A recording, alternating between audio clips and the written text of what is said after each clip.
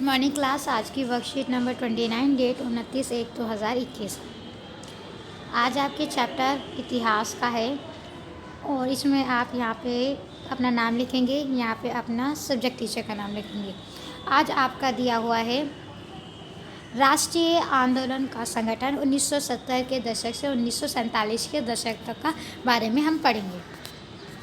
उभरता हुआ राष्ट्रीय, आपने पहले 20 सालों 1885 से 1905 में कांग्रेस अपने उद्देश्य और तरीके के लिहाजे से मध्यम वर्गीय पार्टी थी। उन्हें लगता था कि अंग्रेज स्वतंत्रता और न्याय के आदर्श का सम्मान करते हैं, इसलिए वे भारत की न्यायोचित मांगों को मान लेंगे। उनकी मुख्य मांग थी राजनीतिक मांग, विधान परिषद में भारतीयों की ज़्यादा जगह, परिषद में को ज़्यादा अधिकार, जिन प्रांतों में परिषद नहीं है वहाँ परिषदों का गठन, सिविल सेवा परीक्षा लंदन के साथ साथ भारत में भी कराए जाने की मांग, न्यायपालिका को कार्यपालिका से अलग किया जाए, आर्म्स एक्ट को निरस्त करना, अभिव्यक्ति और बोलने की स्वतंत्रता। आर्थिक मांगें क्या थी? लगान कम किया जाना, फौजी खर्चों में कटौती, सिंचाई के लिए ज़्यादा अनुदान की मांग, वन कानूनों में सुधार, विदेशों में भारतीय मजदूरों के साथ दुर्व्यवहार की रोकथाम। ये राजनीतिक और आर्थिक दो मांगें थी। इनका उद्देश्य देश की स्वतंत्रता ना होकर शासन प्रशासन में सुधार तक ही सीमित था।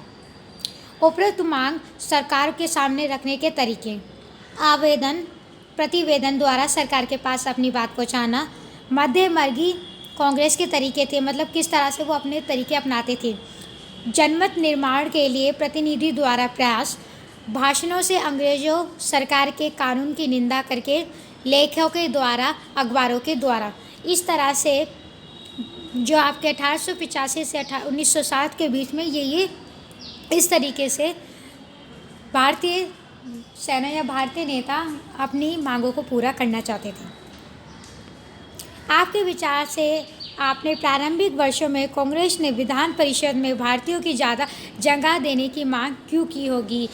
क्योंकि प्रत्येक देश में हर क्षेत्र की जानकारी वहाँ के निवासी को होती है कि वहाँ पर क्या समस्या है, इसीलिए भारतीय लोगों ने या विधान हमारी कांग्रेस ने इसलिए ज़्यादा मांगी थी ताकि वहाँ की समस्याओं को हल करने का जो कार्य है उनको दिया जाए।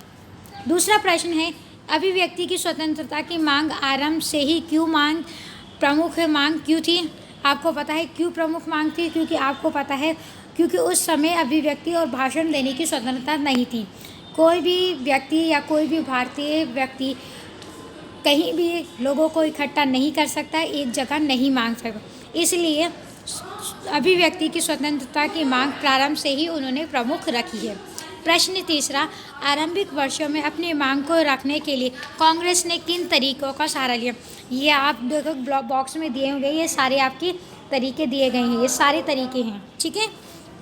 प्रश्न 4, कांग्रेस के आरंभिक तरीकों को आपके विचार से मध्यम मार्गी क्यों कहा जाता है? विस्तार से लिखिए।